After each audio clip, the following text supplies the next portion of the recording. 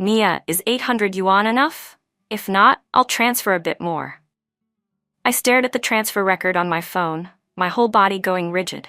800 yuan. My husband, Nathan Carter, a business tycoon worth tens of billions of yuan, had just sent me 800 yuan as living expenses. And only 10 minutes earlier, I had unintentionally seen another of his transfers. 80 million yuan to someone saved as sweetheart, with a note that read, "Baby, you've worked hard. Here's the remaining payment for the villa you wanted." My hands began to tremble. We had been married for 3 years, and Nathan had never once given me more than 1,000 yuan at a time. If I wanted to buy cosmetics, I had to apply for permission. If I wanted a new dress, I had to report it. Even the fare to visit my parents had to come out of my own pocket. "What's wrong? Why do you look so grim?" Nathan walked out of the study, saw me standing in the living room, and spoke with thinly veiled impatience. I drew a deep breath, forcing my voice to sound normal. "Nathan, I want to ask you something."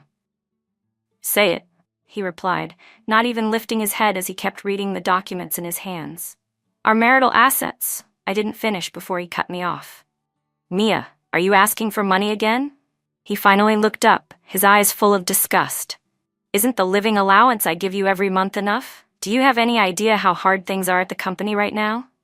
Can't you be a little more understanding?" Understanding.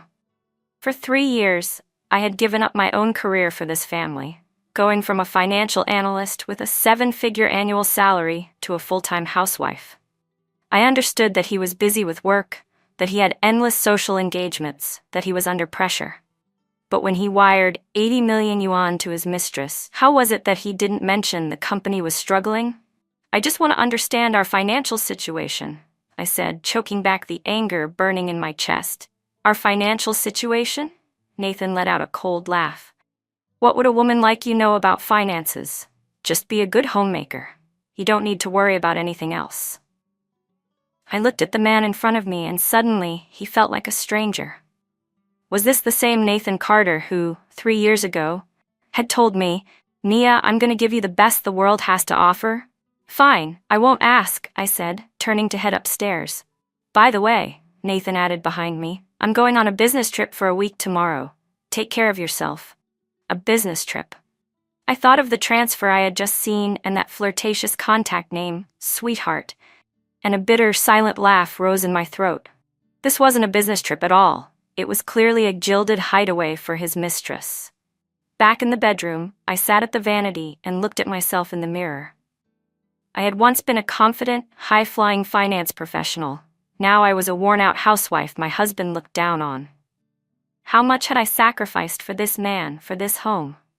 And him, he could turn around and hand another woman 80 million yuan without a second thought. I unlocked my phone and scrolled through the transfer records again. What I saw left me completely stunned. It wasn't just that 80 million. Over the past year, Nathan's transfers to Sweetheart filled the screen. Sums as small as a few 100,000 yuan, as large as tens of millions, adding up to a full 200 million yuan. 200 million, and I, Mrs. Carter, had less than 50,000 yuan for an entire year of living expenses. My tears finally spilled over, not for the money, but for the agony of being so utterly betrayed.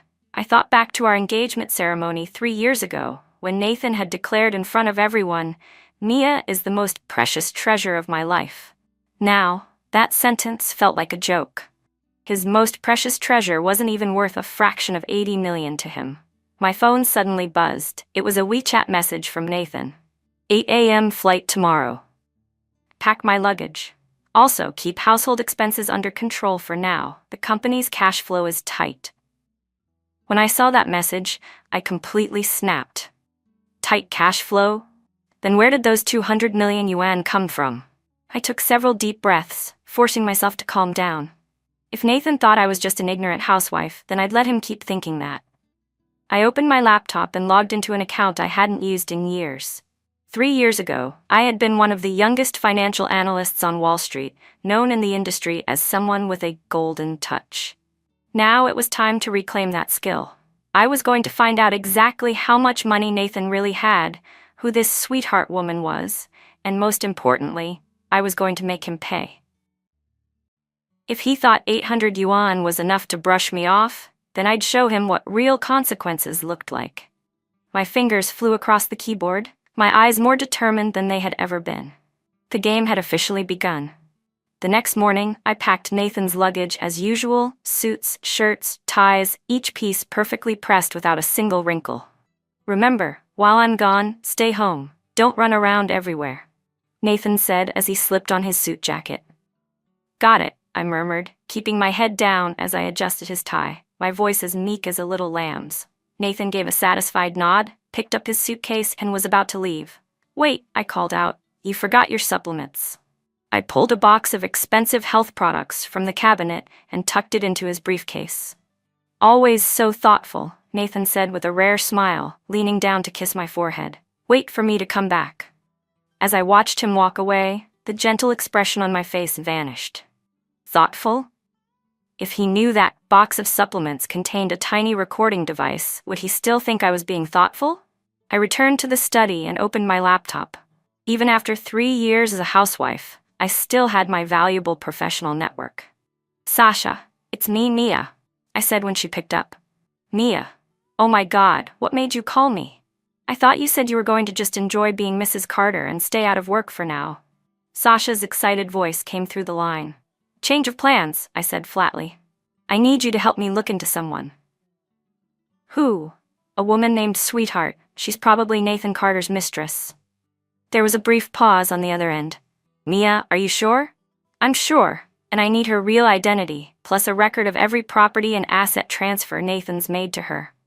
Sasha hesitated. "Looking into Nathan Carter's private accounts is risky. You know how powerful he is in the business world." "Risk?" I gave a cold laugh. Did he think about risk when he secretly transferred our marital assets? "All right, give me 2 days. But Mia, be prepared. The truth might be worse than you think." After hanging up, I continued my own investigation. At 3 p.m., a WeChat message popped up on my phone from Nathan. "Just landed. Dinner engagement tonight, so I won't call you." A moment later, the recording device I'd planted in his briefcase transmitted live audio. "Baby, did you miss me?" Nathan's voice was so gentle it made my skin crawl. "Stop, there are so many people watching," a sweet female voice said with a giggle. "What are you afraid of? You're my woman now. We're out in the open." "But you're not divorced yet." "Soon. I'm already working on it. That old hag is good for nothing but spending money. Once I leave her, we can finally be together." Hearing that, my phone nearly slipped from my hand. Divorce. Nathan was actually planning to divorce me behind my back, and he had called me an old hag. "But Nathan," the woman's voice asked, "are you sure you can get all the assets?" "I heard that marital property. Don't worry, I've been prepared for a long time. All the company shares have already been moved to overseas accounts. She won't get a single cent. When the time comes, we'll just toss her a few million to send her on her way." A few million? My entire body trembled with rage. Nathan was treating me like some beggar. I kept listening to the recording, my anger only growing. So this had all been part of his plan for the past 3 years. Deliberately keeping my living expenses low, deliberately pushing me away from the business world, deliberately turning me into a clueless housewife. All so that when divorce came, he would have the absolute upper hand. And that Sweetheart woman was even advising him on how to hide his assets. "Oh, by the way, baby, how's the renovation on that ocean view villa?" "It's amazing. I designed it especially according to your tastes. But we're still missing some furniture. It'll be about 30 million. 30 million, rolled off Nathan's tongue without the slightest hesitation. "No problem. I'll transfer the money to you tomorrow." Hearing that, I finally understood Nathan wasn't short on money. He just couldn't be bothered to spend it on me. He could agree to 30 million for furniture without batting an eye, yet complained about giving his wife 800 yuan for living expenses. This was the good husband I had married. I shut off the recording and grabbed my phone, firing off an urgent WeChat message to Sasha. "I can't wait 2 days. She replied almost instantly. "What happened?" "They're planning a divorce. They want to kick me out with nothing." "What? Those bastards." Sasha was clearly furious. "Mia, just wait. I'll dig into this tonight. Who does Nathan Carter think he is, messing with my friend?" By 10 p.m. my phone rang. It was Sasha. "Mia, I found out. Are you ready? Go ahead. That sweetheart is actually named Susan Young. She's 25, used to be an intern at Story Group, and she's been seeing Nathan for 2 years. She owns 3 villas, 2 luxury cars, and jewelry worth over 100 million yuan. I took a deep breath. What else? The most important part, Nathan has indeed been transferring huge amounts of assets these past 2 years. Under the guise of overseas investments, he's moved 70% of the company's assets into offshore accounts. And guess who's listed as the actual controller of those accounts? Susan Young. That was it. My fury boiled over. Nathan was planning to make a fool of me to the very end. There's one more thing, Sasha added. Susan's been digging into your background recently. It seems like she's planning something. What kind of plan? I'm not sure, but from her activity, I suspect she's looking to provoke you into filing for divorce first. I gave a cold laugh. So that they can claim I'm the one who betrayed the marriage? Exactly. Mia, you need to be careful. After hanging up, I stared out at the city lights, my gaze icy. Susan wanted to provoke me. Nathan wanted to throw me out with nothing. Let them try. But this time, the hunter and the prey were going to switch places. The next day at noon, I received a text message from an unknown number. Mrs. Carter, let's meet at the Blue Note Cafe at 3 p.m. to talk. Susan had arrived. I looked at the message, the corner of my lips curling into a cold smile, so she couldn't resist making the first move. At 2:30 p.m. I appeared outside Blue Note Cafe right on time. I had dressed with care, a Chanel suit worth a fortune, a Hermes handbag in my hand, red bottom heels on my feet.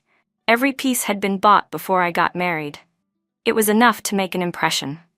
Inside the cafe, a young, beautiful woman was already waiting. Susan Young was indeed stunning, the kind of beauty that mixed innocence with a touch of seduction. No wonder she had managed to capture Nathan Carter's attention. Mrs. Carter, hello. Susan stood up, her face adorned with a sweet smile. I'm Susan Young. I know who you are. I took a seat, my tone calm. Go ahead. What do you want? Susan seemed caught off guard by my directness. She froze for a moment before saying, I think we should have an open and honest talk. About what? About Nathan. A flicker of smugness flashed in her eyes. Mrs. Carter, you must know by now, Nathan doesn't love you anymore. I lifted my coffee cup, my tone faint. Oh, is that so? Seeing how calm I was only made Susan more self-satisfied. Yes, Nathan told me your marriage has been dead for a long time. Since you're a smart woman, why not step aside on your own? Step aside? I set the coffee cup down. You mean divorce? Of course, Susan replied matter-of-factly. Dragging this out isn't good for anyone. Nathan said as long as you initiate the divorce, he's willing to give you 10 million as compensation. 10 million? I almost laughed out loud. Nathan certainly is generous. Over 100 million for his mistress, but only 10 million to send his wife away. 10 million is quite a sum, I added thoughtfully. But I do have a question. Nathan's net worth should be far more than just a few tens of millions, shouldn't it? I fixed my gaze on her. As far as I know, Story Group's market value exceeds 5 billion yuan. As his wife, I should be entitled to half. Susan's expression shifted slightly. Mrs. Carter, you're overestimating things. The company's asset structure is very complex, and you haven't participated in its operations at all for the past 3 years. Not participated in operations? I cut her off. Miss Young, do you know where Story Group's initial startup capital came from? Susan was caught off guard. 5 years ago, when Nathan first started his business, he didn't have a cent. I took my entire savings, 10 million yuan, and gave it to him as startup capital. By law, that counts as a contribution to marital property. My voice wasn't loud, but every word landed like a hammer. And several of Story Group's key overseas projects? I helped him secure them using my Wall Street connections. Without me, there would be no Story Group today. Susan's face grew uglier by the second. Clearly, Nathan hadn't told her any of this. So 10 million? I said coldly. Miss Young, are you insulting my intelligence? Then how much do you want? She asked through gritted teeth. I don't want money. I rose to my feet, looking down at her. I want justice. I turned to leave. Wait. Susan's composure cracked. Mrs. Carter, you have to give me a straight answer. How much for you to agree to divorce? I looked back, my eyes icy. Miss Young, you've got it wrong. What? It's you who should be begging me for a divorce, not me begging to divorce. And who told you I'd even agree to it? I gave a cold laugh. Susan was completely stunned. According to her and Nathan's plan, I was supposed to be a love-struck fool, either causing a scene when provoked, or crumbling in heartbreak and asking for a divorce. But the woman in front of her wasn't following the script at all. Mrs. Carter, what do you mean? It means, I said, my voice low and dangerous, the game has only just begun. As soon as I walked out of the cafe, I called Sasha. Sasha, I need you to help me with something. Name it. I want to buy Story Group's largest debt. What? Mia, are you out of your mind? How much will that cost? I have my ways. A cold, sharp glint flashed in my eyes. Also, help me reach out to a few media friends. I want to break a huge story. What story? The CEO of Story Group is suspected of transferring marital assets worth over 2 billion yuan.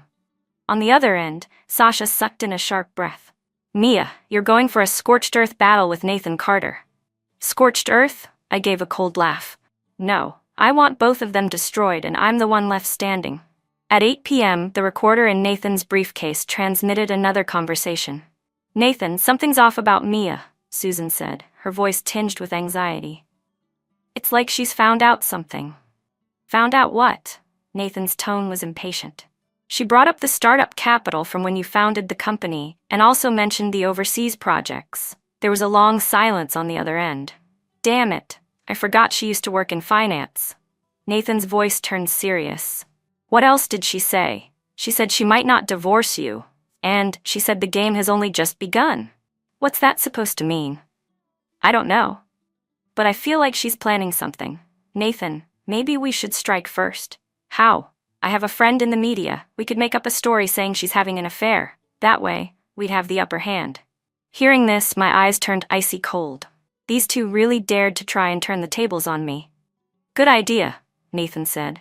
But it needs to look natural, no obvious flaws. Relax, I have experience. I ended the recording and sent Sasha a WeChat message. Move the plan up. We act tomorrow.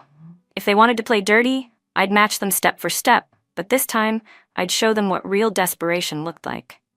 The next morning, the entire business world erupted. The front page of Financial Times blared. CEO of Story Group suspected of transferring marital assets worth 2 billion yuan.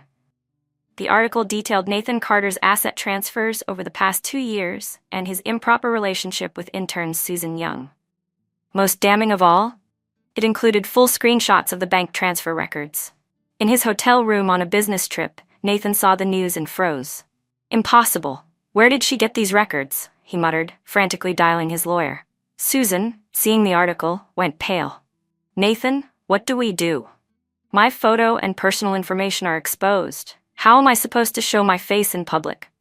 Calm down, Nathan forced himself to say. This evidence has no legal weight. At worst, it's public pressure. But he was wrong. If I dared to go public, I was ready for the next move. At 10 a.m., Story Group's stock price began to plummet.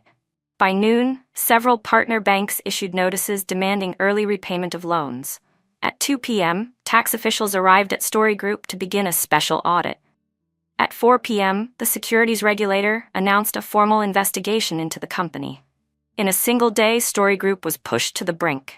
And the mastermind behind it all, me, was sitting elegantly on my living room sofa, sipping afternoon tea. Mia, you're ruthless, Sasha's voice said over the phone, tinged with admiration. Nathan must be losing his mind right now. This is just the beginning, I said, setting my teacup down. A cold glint flashed in my eyes. The real show was still to come. At 5 p.m., Nathan finally called. Mia, what the hell do you want? He roared the second I picked up. What do I want? My voice stayed calm. I want to take back what's mine. Those assets belong to me. I worked for them just as much as you did. Is that so? I gave a cold laugh. Without my 10 million in startup capital, without the overseas clients I introduced to you, would you have what you have today? Nathan Carter, you shouldn't be so forgetful. I can compensate you, his tone softened.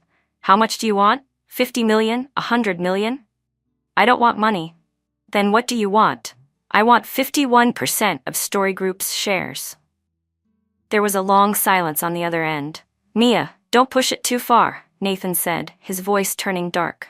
Do you really want to go down in flames together? Go down in flames? I walked to the floor-to-ceiling window. You've got it wrong, Nathan. Right now, I'm not the one begging you. You're the one begging me. What's that supposed to mean? You think today's events are the end? No, this is only the beginning. My voice dropped, low and dangerous. I've already contacted Story Group's largest creditors. They're very interested in buying the debt I hold. I heard Nathan suck in a sharp breath. When did you buy debt? This morning, I said casually. 30 billion yuan in debt. I paid 50 billion for it. 50 billion? Where the hell did you get that kind of money? My personal assets, plus some investments from friends. I wasn't exaggerating, but in truth, most of that 50 billion had come from the profits I'd made over the past 3 years through various financial investments. Even as a full-time housewife, I had never completely left the financial market. On the contrary, using Nathan's resources and connections, I had secretly carried out a massive number of investments, building an astonishing fortune. Now, I continued, I'm Story Group's largest creditor. If you can't pay me back, I have the right to apply for bankruptcy liquidation. Nathan's composure cracked. Mia, calm down. We can talk this over. Talk? I laughed coldly. For 3 years I've been talking with you nicely. And what did you treat me as? You gave me 800 yuan for living expenses and transferred 80 million to your mistress? That's your idea of talking? That's enough. I cut him off. I'll give you one last chance. Either agree to my terms or watch your company go bankrupt. What terms? First, you end all contact with Susan Young immediately. Second, you return all marital assets you've transferred. Third, you give me 51% of Story Group shares. That's impossible. Then get ready for bankruptcy. I hung up without hesitation. A few minutes later, Nathan called back, his tone completely different. Mia, can't we at least talk this over again? There's nothing to talk about. Then, what about Susan? At that, I almost laughed. Even now, Nathan was still worrying about his precious mistress. My voice turned even colder. I'll deal with her separately. What do you mean? She took marital assets. She's going to return them, every single cent of those 200 million yuan. From the other end came Susan's shrill scream. No way. I've already spent that money. Spent it? I sneered. Then sell your houses, your cars, your jewelry, and if that's still not enough. There are other ways, I said. What ways? Susan asked, her voice shaking. Prison. My tone was as cold as if it came straight from hell. Participating in the transfer of another person's marital assets in such a huge amount can get you over 10 years in prison. Susan completely broke down, crying and screaming into the phone. At that moment, Nathan finally seemed to realize the severity of the situation. Mia, what do you actually want? What I want is simple. I walked back to the sofa and sat down again. Either you agree to my terms, or we meet in court. If I agree to your terms, will you promise to drop everything else? I can. Consider it. Fine. I agree. Nathan's voice was thick with unwillingness, but he had no choice. Good. A victorious smile curved my lips. Tomorrow at 10 a.m., we sign at the law firm. Hanging up, I looked out at the night view, my mood lighter than it had been in years. 3 years of endurance, and finally it was time to reap the rewards. But this wasn't enough. The damage Nathan and Susan had caused me could never be measured in billions. True revenge was only just beginning. The next morning, the atmosphere inside the law firm was unbearably tense. Nathan sat on one side of the conference table, his face like stone. Beside him, Susan's eyes were red and swollen. Clearly, she had cried all night. I sat opposite them, flanked by 2 top-tier lawyers, my presence so strong it was hard for anyone to meet my gaze. Mr. Carter, please sign here. One of my lawyers slid a thick stack of documents across the table. Nathan's hand trembled slightly as he looked at them. He knew exactly what these papers meant. Once he signed, he would lose control of Story Group, going from a business tycoon to just another employee. I need to review the specific terms, he said, clinging to the last shreds of his dignity. Of course. My lawyer began explaining them one by one. First, Mr. Nathan Carter will transfer 51% of Story Group's shares to Mrs. Mia Carter without compensation. Second, Mr. Carter acknowledges that during the marriage he privately transferred marital assets totaling 2.3 billion yuan and agrees to return them in full. Third, Miss Susan Young will return all assets received from Mr. Carter, totaling 200 million yuan. Fourth, Mr. Carter and Miss Young will immediately end all improper relations. Fifth, that's enough. Nathan slammed the table and shot to his feet. Mia, you're trying to drive us into a dead end. Dead end? I slowly raised my head, my eyes like ice. Nathan, you were the one who drove me to the edge first. For 3 years, what did you treat me as? An ATM? A worthless nobody? I didn't, I cut him off with a cold laugh, pulling out my phone and playing a recording. That old hag is good for nothing but spending money. Once I leave her, we can finally be together. All the company's shares are moved to overseas accounts. She won't get a cent. We'll just throw her a few million to send her away. As his own voice played from my phone, Nathan's face turned deathly pale. You recorded me? Recorded? I stood, radiating authority. Recording my own husband is now called stealing? Nathan, you have the nerve to say that? Only now did Susan realize they had been in my trap from the very beginning. You knew about our plan all along, she stammered. From the first time you received a transfer from Nathan, I knew. I looked at her with open mockery. You two thought you were clever, but in my eyes, you were nothing more than a pair of performing clowns. Then why didn't you confront us earlier? Because I wanted you to hand me all the evidence yourselves. I smiled faintly. Now, even if you wanted to back out, it's far too late. Nathan finally realized. The woman standing before Nathan now was nothing like the gentle housewife he thought he knew. This was a true predator in the business world. Mia, we've been married for years. Can't you leave me a way out? Nathan's tone carried a trace of pleading. A way out? I stepped up to him, looking down at the man who once stood so high above me. When you gave your mistress 200 million, did you leave me a way out? When you planned to throw me out with nothing, did you leave me a way out? I can change. We can start over, he said quickly. Start over? My voice turned suddenly light but far more terrifying than any shout. Nathan, some words once spoken can never be taken back. Some things once done can never be undone. I sat back down, my voice steady. Sign it. This is your only choice. Nathan looked at the papers on the table, then into my cold eyes, finally realizing there was no way out. He picked up the pen, his hand still trembling. If I sign, will you really let us go? I said I'd consider it, I replied, my answer deliberately vague. Nathan took a deep breath and scrawled his name across the documents. With every stroke of the pen, his heart ached more. The papers in front of him meant half a lifetime of effort, turning to nothing. When Susan saw Nathan sign, she could only cry as she signed her own name on the relevant documents. She knew if she refused, prison would be waiting. Good. I gathered the papers, a satisfied smile finally appearing on my face. From this moment on, I'm the majority shareholder of Story Group. Nathan slumped in his chair, looking 10 years older in an instant. Mia, you've won. Can you let us go now? Let you go? I stood, smoothing my clothes. Nathan, you're overthinking this. What do you mean? Signing was only the first step. A dangerous glint flashed in my eyes. The real show is about to begin. I turned toward the door. Wait. Nathan hurried after me. You just said you'd consider. I never said I'd definitely let you go, I said without looking back. And I've considered it. The answer is no. I walked out of the law firm and got into the car. The driver, a professional arranged by Sasha, started the engine as soon as I was inside. Mia, where to next? Sasha asked from the passenger seat. To Story Group. I leaned back in the seat, my gaze deep and unreadable. I'm going to take over my company. What about Nathan and Susan? I gave a cold laugh. A businessman without a company and a mistress with a ruined reputation, do you think they can still make any waves? But the way you just spoke, won't that push them into a corner? Push them into a corner? My smile turned even colder. Then let them jump. I want to see just how far they think they can go. The car headed toward the Story Group building. I watched the scenery outside, already planning my next moves. Regaining the shares was only the first step. I wanted far more than that. Since Nathan and Susan had caused me 3 years of pain, I would make them pay tenfold. This game was only just reaching its peak. In the CEO's office of Story Group, I sat in the chair that once belonged to Nathan Carter. In front of me stood more than a dozen senior executives.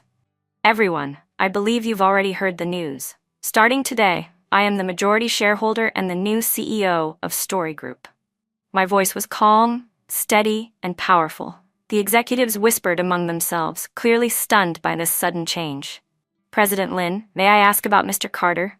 the chief financial officer asked cautiously. "Nathan Carter will continue to serve as vice president, responsible for daily operations," I replied, and my answer seemed to make everyone exhale in relief. "But all major decisions will require my approval." At that moment, the conference room door swung open. Nathan walked in, his expression dark, though he forced himself to maintain some semblance of composure in front of so many subordinates. "President Lin, can I speak to you alone?" His tone carried an obvious note of resentment. "Of course." I glanced at the others. "Everyone, step out. We'll resume in 10 minutes. Once the room was empty, Nathan's facade cracked. "Mia, what exactly do you want? You've already taken the company. How long do you plan to keep humiliating me?" "Humiliate you?" I let out a cold laugh. "Nathan, if you think letting you stay in the company is humiliation, I can fire you right now." "You," he choked on his words. He had nothing left. If he lost even the vice president position, he truly wouldn't have a penny to his name. "I just want to know, when will you let this go?" His tone softened. "Let this go?" I rose and walked to the floor-to-ceiling window. "Nathan, you think this is just about being angry? Then what do you want?" I turned, my gaze deep and steady. "I want you to experience firsthand what it feels like to be betrayed and deceived." "What do you mean? Don't you love Susan?" A twisted smile tugged at my lips. "I'll show you exactly what kind of woman she is." A ripple of unease passed through him. "Mia, what are you planning to do to Susan?" "I won't do anything to her," I said evenly. "But others will." Just then my phone rang. I answered and put it on speaker. "President Lin, I've compiled the materials you requested." Sasha's voice came through the line. "What materials?" I asked, though my eyes stayed locked on Nathan. "Detailed information on Miss Susan Young, her real identity, family background, and the other boyfriends she's been seeing." Nathan's face instantly changed. "Other boyfriends?" "Yes," Sasha said. "Our investigation shows that while Susan was with you, she was also maintaining intimate relationships with 3 other men, a real estate owner, the general manager of a foreign trade company, and a partner at an investment firm." Nathan looked as if he'd been struck by lightning, standing there in stunned silence. You're lying. Susan's not that kind of person." "Whether it's a lie or not, you'll know when you see the evidence," Sasha continued. "I have her chat records with these men, plus bank transfer records. Of the $200 million you gave her, half was transferred to them." "No, impossible. This is impossible," Nathan muttered, clearly unable to accept the truth. I ended the call and looked at his ashen face, a wave of satisfaction rising inside me. "Well, Nathan, now you know what betrayal feels like." You knew all along?" His eyes were bloodshot as he looked up at me. "From the first time she reached out to me, I had someone investigate her," I said casually. "A woman who's willing to sell her body for money, did you really think she'd be faithful to you?" Nathan suddenly lunged at me like a madman. "Why didn't you tell me earlier? Why did you let me?" I easily sidestepped him, and in his frenzy, he stumbled and fell hard to the floor. "Why didn't you tell me earlier?" Looking down at him from above, I said evenly, "Because I wanted you to fully understand what true despair feels like." "You're too cruel," Nathan said, his voice thick with a sob as he lay there on the floor. "Cruel?" I gave a cold laugh. "Compared to the humiliation you put me through for 3 years, this is nothing." Just then, the conference room door burst open and Susan came running in, flustered. She rushed straight to Nathan and helped him up. "Nathan, what happened?" Nathan's eyes flickered with a mix of emotions when he saw her. "Susan, I want to ask you something, and you'd better answer me honestly." "What is it?" she asked, already looking uneasy. "Besides me, have you been with other men?" Her face went white. "Nathan, who? Who told you that?" Seeing her reaction, Nathan's last shred of hope shattered. "So it's true." Susan opened her mouth to explain but couldn't get the words out because the truth was exactly as he suspected. She had been seeing several other men at the same time. "Nathan, I can explain." "Explain what?" He pushed her away, disgust in his eyes. "Explain how you lied to me, how you took my money and gave it to other men." "I didn't." I pulled out my phone and played a recording. "Yaya, is this enough money this time?" a man's voice asked. "It's enough. Thank you, Hal." Susan's voice followed. But Nathan is getting more and more suspicious. I might have to keep my distance for now. That's fine. You've drained him for almost everything. Now just focus on taking down Mia. Once she's out of the way, we can get even more. Hearing that, Nathan completely broke down. He had never imagined that the woman he had poured all his feelings into had been using him from the very start. Susan, you've let me down so much. Realizing there was no point tending anymore, Susan dropped her mask. Let you down? Nathan? Do you think you're some saint? Where was your disappointment when you were cheating on your wife? Let me tell you, I never loved you. I only loved your money. Her voice rose into a hysterical scream. And now that you have nothing, why should I bother pretending anymore? Her words crushed him. Nathan collapsed onto the floor, looking like an empty shell with no soul left. Watching the scene, I felt a measure of my hatred finally ease, but it still wasn't enough. A month later, the once glorious Nathan Carter sat in the vice president's office of Story Group, his brow furrowed. Since Susan's true colors had been exposed, his entire world had fallen apart. Not only had he lost control of the company, but the woman he loved had betrayed him. Worst of all, it was becoming clear I had no intention of stopping. Vice President Carter. President Lynn wants you in her office, his secretary said cautiously. Nathan lifted his head, eyes heavy with exhaustion. Got it. When he entered the CEO's office, he saw me speaking with a few unfamiliar faces. Vice President Carter is here, I said without looking up. Let me introduce you. These are investment experts from Wall Street, here to buy into our company. Nathan's heart sank. He knew exactly what this meant. Once foreign capital bought in, Story Group would never truly be his again. President Lynn, is there anything you need my cooperation on? He asked. Nathan forced himself to hide his unease. Of course. I finally lifted my head, my gaze cold. Starting next month, you'll be in charge of the Overseas Business Department. The Overseas Business Department? Nathan froze. That department was basically a dead-end position, handling only trivial, insignificant projects. This was an obvious move to sideline him. President Lynn, I think I have more experience in domestic operations. Vice President Carter, you're mistaken about something. I cut him off, my voice carrying a tone of absolute authority. Right now, I'm assigning you work. You're not choosing it. He opened his mouth but in the end said nothing. At this point, he was like fish laid out on a cutting board, completely at my mercy. Also, I continued, the company has decided to take back the villa you're currently living in. That property belongs to the company. Since you're no longer the CEO, you have no right to live there. That blow shattered the last shred of Nathan's pride. That villa had been his pride and joy. Every single detail of its design had been personally chosen by him. President Lynn, could you give me some time? His voice was tinged with pleading. Of course. I glanced at my watch. You have 3 days to move out. Then I turned my attention back to the investment experts, completely ignoring Nathan's presence. He stood there feeling like he had become invisible. This place had once been his kingdom, where everyone watched his expression before making a move. Now he was the most irrelevant person in the room. Leaving the office, Nathan felt as if the whole world had turned gray. Just then, the elevator doors opened and Susan stepped out.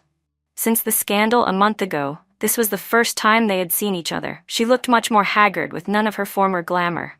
Nathan, she said cautiously. Seeing her, a flood of complicated emotions rose in him. Anger, disappointment, bitterness, and an unshakable trace of lingering attachment. What are you doing here? His tone was weary. I want to talk to you. Her eyes reddened. Nathan, we can't end things like this. What's left to talk about? Nathan gave a bitter smile. Didn't you say you never loved me? That was just out of anger, Susan said quickly. Nathan, I admit I was wrong, but I really do love you. Love me? Nathan sneered. You mean love my money? Now that I have nothing, what exactly do you love? That's not it. She grabbed his arm. Nathan, let's start over. Even without money, we can live an ordinary life together. He looked at her, and for a moment, a flicker of doubt crossed his mind. Maybe she meant it. Maybe she truly was willing to live a simple life with him. But the next words out of her mouth cleared his head completely. Nathan, think of something. We can't just let Mia keep walking all over us. How about we? We what? He asked warily. Susan leaned close to his ear and whispered, "What if we find a way to get rid of Mia? Once something happens to her, the company will be yours again, won't it?" Her words hit him like a thunderbolt. In that instant, Nathan finally saw her true nature. This woman was still scheming to harm others. "Susan, that's enough." He pushed her away, his eyes full of disgust. "Do you think I'd still believe you?" "Nathan, I'm doing it for us." "For us?" Nathan gave a cold laugh. "You want to hurt Mia only because she made you lose all that money." "Susan, when did you become so vicious?" "Vicious?" she snapped. "It's Mia who destroyed us, ruined everything. What's wrong with hating her?" "Ruined everything." Nathan looked at her, suddenly realizing how much of a stranger she felt to him now. "Susan, we were the ones who wronged Mia first." "Wronged her? She's just an old hag. That's enough." Nathan finally exploded. "Get out, I don't want to see you again." Without another glance, he turned and walked away. Susan stood frozen, watching his back disappear, her eyes flashing with malice. "If being nice doesn't work, then I'll play rough." She pulled out her phone and dialed a number. "Hello, Hal, I need your help with something." And every bit of that scene was captured in full by a hidden camera tucked away in the corner. I sat at my office, watching the surveillance footage, a cold smile tugging at my lips. As expected, Susan wasn't going to let this go easily. But that was fine. I had been wondering how to justify finishing her off for good. I picked up my phone and sent a message to Sasha. "The fish is on the hook. Get ready to reel it in." The game had reached its final stage. It was time to put an end to this farce. At 10 p.m., I returned home from the office. This was the marital home Nathan and I had once shared, but now I lived here alone. He had moved into a small apartment near the company and hadn't returned since. I changed into comfortable loungewear and was about to rest when the doorbell rang. Peering through the peephole, I was met with the sight of Susan.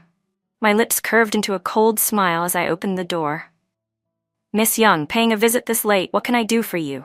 She looked awful, her eyes carrying a hint of madness. "Mia, we need to talk." "Come in," I said, stepping aside, already guessing what she had come for. We sat in the living room, and Susan wasted no time. "Mia, I know you hate me, but things have gotten to this point. Why don't we just sit down and talk it out?" "Talk about what?" I lifted my teacup, my tone calm. "Whatever you want, I can give it to you," she said, her voice laced with desperation. "Do you want money? I can find a way to get you money." "You think I'm short on money?" I set the cup down, a flicker of mockery in my eyes. "Then what do you want?" She was starting to sound frantic. "I can kneel and apologize to you. I can leave this city. I'll do anything, just let me go."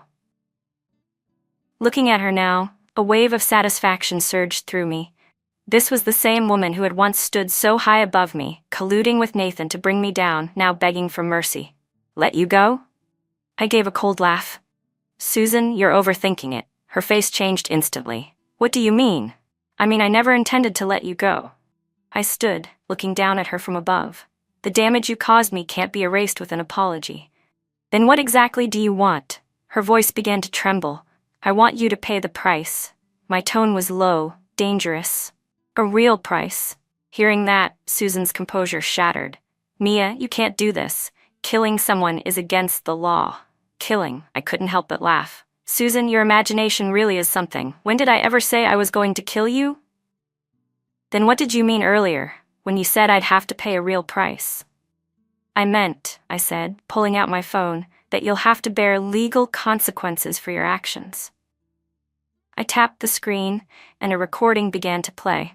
"What if we find a way to take Mia down? As long as something happens to her, won't the company be yours again?" It was Susan's voice from earlier that afternoon, speaking to Nathan. Her face went pale instantly. "You were eavesdropping on us?" "Eavesdropping?" I gave a cold smile.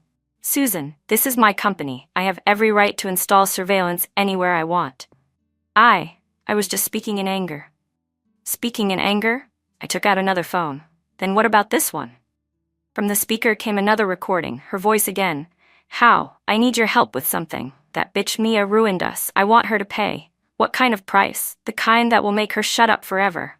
Hearing it, all hope drained from her expression. She knew it was over. "Mia, I can explain." "No need." I slid the phone back into my pocket. "Susan, you're suspected of attempted murder." These recordings are more than enough to convict you." Just then, the doorbell rang again. I went to answer it, and several police officers stepped inside. "Which one of you is Miss Susan Young?" the lead officer asked. When Susan saw them, she broke completely.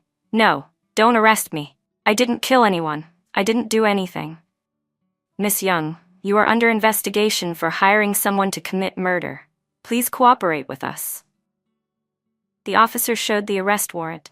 Handcuffed, she was escorted away. I stood in the doorway, watching as they pushed her into the police car. The hatred I'd carried for so long finally felt purged. The woman who had destroyed my marriage and trampled on my feelings had finally gotten the punishment she deserved. By the next morning, news of Susan's arrest had spread across the city. When Nathan saw the report, he was stunned. He had never imagined she would truly try to have me killed. "Just how poisonous is this woman?" he thought. Remembering what Susan had said to him yesterday sent a shiver down his spine. If he had agreed to her plan then, she wouldn't be the only one in handcuffs now. "Vice President Grant, President Lee wants to see you in her office." His secretary's voice pulled him from his thoughts. When he arrived, I was at my desk reading through a stack of documents. "You wanted to see me?" he asked. "Sit," I replied without looking up. He did as told, and the office fell into silence. Only after a long pause did I finally set down my papers. "Nathan, do you know why I went after Susan?" Because she ruined our marriage," he answered cautiously. "Not just that." I looked at him, my gaze complicated. "She made me see your true colors." "My true colors? Do you think I care about money?" My voice carried a trace of sadness. "Nathan, what I care about is how you've treated me." He froze. "For 3 years, what have I been to you? A cash machine? A decorative piece?" My eyes glistened with unshed tears. "When you gave me $800 for living expenses, did you ever think about how I felt?" "Mia, forget it." I waved him off. "There's no point in talking about this anymore." From my drawer, I took out a document and slid it across the desk toward him. "What's this?" he asked, frowning. "Divorce agreement," I said evenly. "Sign it, let's end this marriage." Nathan stared down at the papers.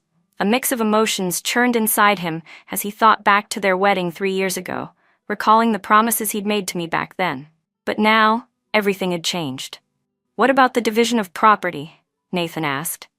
"According to the agreement," I said, "you'll receive 5% of Story Group's shares and ownership of an apartment." 5%. He let out a bitter laugh. The company he had founded would leave him with only 5% in the end. But then again, if it weren't for me, he might not even have that much now. Nathan picked up the pen and signed his name on the divorce papers. From this moment on, there was nothing left between us. "Nathan." I stopped him just as he was about to leave. "What is it? Take care of yourself." My voice was quiet, but it struck something deep within him. Walking out of my office, he felt as though his life had come to a complete end. The company was gone, his wife was gone, and his mistress was in prison. From a billionaire business tycoon, he had become a penniless failure. And all of it he had brought upon himself. 3 months later, I stood in the top-floor office of Story Group, gazing out over the city. Under my restructuring, not only had the company's performance not declined, it had reached a historic high. After the Wall Street investment came through, Story Group was officially renamed Horizon Group, and I became a true queen of business. "President Lee, how's the preparation for today's shareholders meeting?" Sasha came in, holding a stack of documents. "All set." I turned around, a confident smile on my face. "Once we announce the reorganization plan today, Horizon Group will officially be listed on the New York Stock Exchange." "Congratulations, Mia," Sasha said sincerely, clearly happy for me. "From a housewife your husband didn't value, to a queen of business, you're a legend." "Legend?" I chuckled softly. "I just took back what was mine to begin with." Just then, my secretary knocked and stepped in. "President Lee, there's someone named Nathan Grant downstairs asking to see you. He says it's about something important." Sasha and I exchanged a surprised look. Since signing the divorce papers 3 months ago, Nathan had completely vanished from my life. I'd heard he sold his 5% stake for cash, started a small business in the suburbs, and was living an ordinary life. "Let him come up," I decided after a moment's thought. 10 minutes later, Nathan appeared in my doorway. I almost didn't recognize him.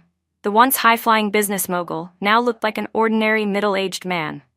His hair was streaked with gray, his face was lined with deep wrinkles, and he seemed to have aged over a decade. "President Lee, sorry to bother you," he said respectfully, without a trace of his former arrogance. "Sit. What do you want?" My tone was calm. After sitting down, he seemed to search for the right words. I'm here to apologize." "Apologize?" I raised a brow, a little surprised. "Yes." He lowered his head. "Mia, I'm sorry. These past 3 months, I've thought about a lot. I know I was wrong." "Wrong about what?" "Wrong about not cherishing you." Nathan's voice caught in his throat. "For 3 years, you gave up your career for this family, and I took it for granted. What's worse, I betrayed you. I hurt you." I listened quietly, my face showing no emotion. "I know it's too late for words," he continued, "but I still want you to know, losing you is the biggest regret of my life." Nathan lifted his head, his eyes full of remorse. "If I could go back in time, I'd never let you suffer even the slightest pain. But time doesn't go backward." My voice was soft, but it landed on him like a heavy blow.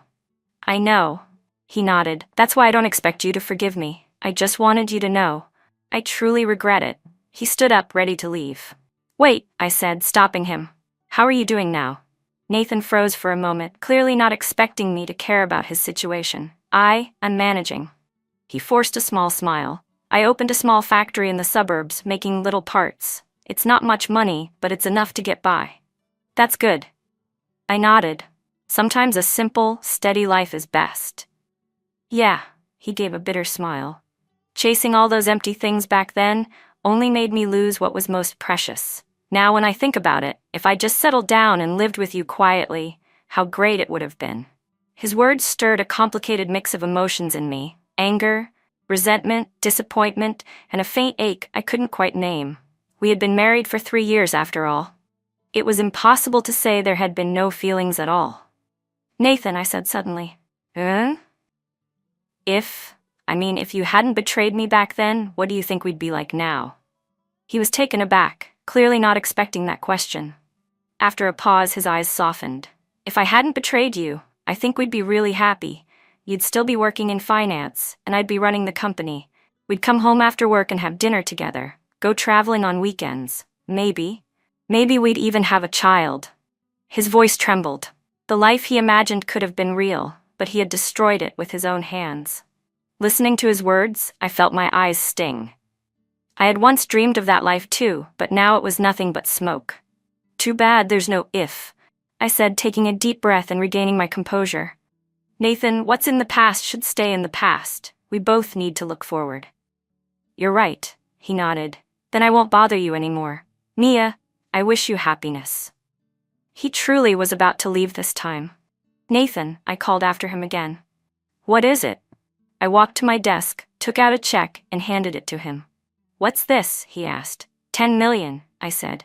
"Think of it as the last sum I'll ever give you." Nathan looked at the check and shook his head. "Mia, I can't take this." "Why not?" "Because it's your money, and I don't have the right to take it." He pushed the check back toward me. "Besides, I'm doing fine now. I don't need it." His refusal surprised me. The man who once betrayed his marriage for money was now turning down 10 million. Maybe he really had changed. "Then take care of yourself," I said, putting the check away. "You too," Nathan said, giving me a long, searching look before turning and walking away. I stood there watching his back fade into the distance, my heart a tangled mix of emotions. The hatred, anger, and disappointment I had carried for so long seemed to slowly dissolve, replaced by a quiet, indescribable sense of relief. I had finally let go of this marriage. I had finally let go of this man. From this moment on, I would live for myself. A year later, Summarize Group was successfully listed on the New York Stock Exchange, and its stock price skyrocketed. My net worth officially broke the 10 billion mark, making me the youngest female billionaire in the business world. Every major media outlet competed to cover my story, a woman who had gone from a housewife scorned by her husband to a queen of commerce. My rise had become the ultimate tale of inspiration. That evening, I hosted a lavish celebration at a 5-star hotel. The banquet hall was filled with elite figures from the business world, all eager to build ties with the newly crowned business queen. Congratulations, Miss Lin. One guest after another came forward to toast me. Dressed in an elegant, luxurious evening gown, I carried myself with grace, showing no trace of the wounds I had once suffered. Halfway through the event, I stepped out onto the balcony for some fresh air. The city at night was breathtaking. Neon lights glittered, and traffic flowed endlessly. This city had witnessed my darkest falls, and now it was bearing witness to my brightest triumph. What are you thinking about? Sasha came over carrying 2 glasses of champagne. Just reflecting on the past few years, I said, taking one from her and sipping lightly. If it weren't for that marriage, I might never have discovered my true potential. So, in a way, Nathan was your lucky break? Sasha teased. Lucky break? I let out a soft laugh. Maybe. At the very least, he taught me one thing: never pin your hopes on a man. Do you think you'll ever start another relationship? She asked. I thought for a moment. Maybe, if I meet the right person. And what kind of person would that be?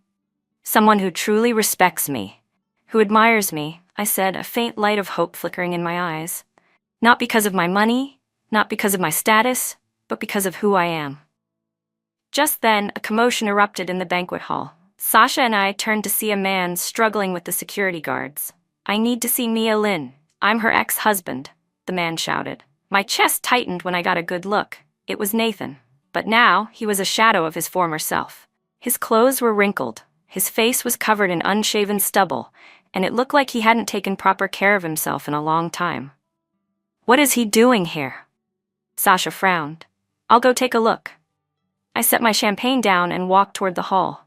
Sir, please don't cause a scene. This is a private event, a security guard was telling him. I'm not here to cause trouble, Nathan said quickly. When he saw me, a flicker of hope lit his eyes. Mia, I have something important to tell you. I stepped up to him, frowning. What happened to you? My factory went bankrupt, he said, his voice laced with desperation. The bank is repossessing my mortgaged property. I'm about to be homeless. At this, the surrounding guests began murmuring. The ex-husband of the city's business queen, reduced to this? So you came here for money? My tone was cold. No. Nathan shook his head urgently. I didn't come to ask for money. I came to tell you a secret. What secret? He glanced around and lowered his voice. It's about Susan. She's not as simple as you think, Nathan said. I frowned. Didn't Susan already go to prison? She did, Nathan swallowed hard, but there's someone behind her, a very powerful man. Who? I asked. I can't say it here. It's too dangerous. Nathan glanced around at the other guests. Can we talk somewhere private? I hesitated for a moment, then finally nodded. We went to a small conference room in the hotel. Now can you tell me? I asked after sitting down. Mia, the man behind Susan is named Henry Huang. He runs an underground money lending operation, Nathan said, his voice trembling slightly. Most of the money Susan got from me went straight to him. I know about that, I replied flatly. I investigated it a long time ago. But what you don't know, Nathan leaned forward, is that Henry holds grudges. After Susan went to prison, he blamed you. Recently, he's been looking for a way to get back at you. My heart tightened. How do you know this? Because he approached me, Nathan admitted, his face clouded. He wanted me to help him go after you. In exchange, he'd help me get back on my feet. You agreed? My gaze sharpened dangerously. No. Nathan quickly shook his head. I refused. That's why he turned on me. The real reason my factory went bankrupt is because he sabotaged it from behind the scenes. I searched his eyes for any hint of a lie, but all I saw was fear and sincerity. Why are you telling me this? I asked. Because, no matter what, you were once my wife, Nathan's voice caught. I've already wronged you once. I can't stand by and watch you walk into danger again. I stayed silent for a long time. I hadn't expected that in such a critical moment. It would be Nathan warning me to be careful. Where is Henry now? I asked. I don't know exactly where he is, but I know what he's been planning. Nathan reached into his pocket and pulled out a small recorder. I secretly recorded one of their conversations. I took the device and pressed play. A group of men's voices filled the room.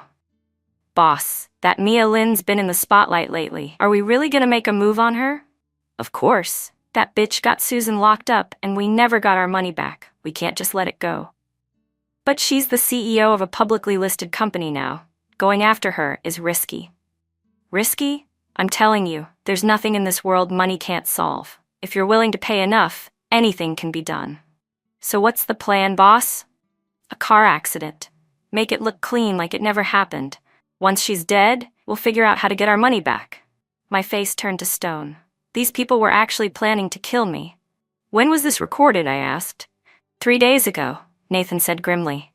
Mia, you have to be careful. I took a deep breath, forcing myself to stay calm. After everything I'd been through, I was no longer the timid, easily flustered woman I once was. Thank you for telling me this, I said, standing up. Where are you staying now? I'm in a small motel on the outskirts of the city.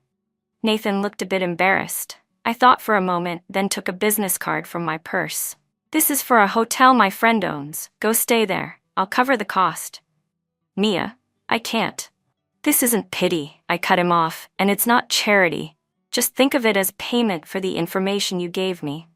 Nathan stared at the card, a warmth flickering in his eyes. Even after everything that had happened, I was still showing him kindness.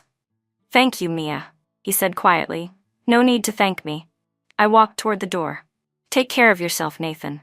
The moment I stepped out of the conference room, I pulled out my phone and called Sasha. Sasha, get in touch with the best security company right away, and also investigate someone named Henry Huang. What happened? She asked. Someone wants to kill me. My voice was calm, but it carried an unshakable resolve. They picked the wrong target. A new war was about to begin. And this time, I would make sure every one of my enemies learned that I was no longer the little woman anyone could push around.